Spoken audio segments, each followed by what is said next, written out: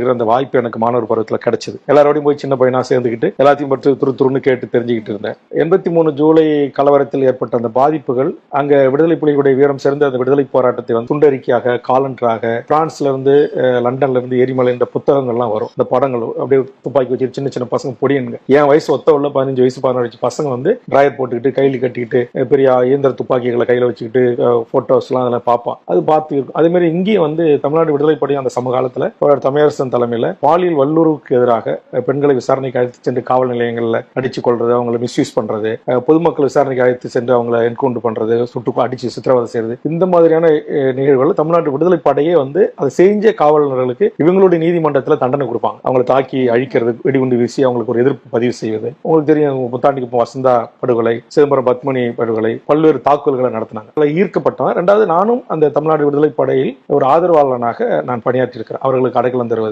அவர்களுக்கு பாதுகாப்பது, அப்புறம் ஒரு கட்டத்துக்கு பிறகு அவர்களுக்கான வழக்குகளை பார்ப்பது, அப்படியெல்லாம் நான் அதில் பணியாற்றி இருக்கிறேன். ஒரு சில காலம் நானும் அந்த தமிழ்நாடு விடுதலை படையில் ஒருவனாக இருந்து சில தாக்குதல் நடவடிக்கைகளிலும் நான் ஈடுபட்டு இருக்கிறேன். மறைமுகமாக ஏதோ ஒரு விதத்துல சின்ன வயசுல அதில் நான் என்னை முழுமையாக அர்ப்பணித்துக் கொண்டேன்.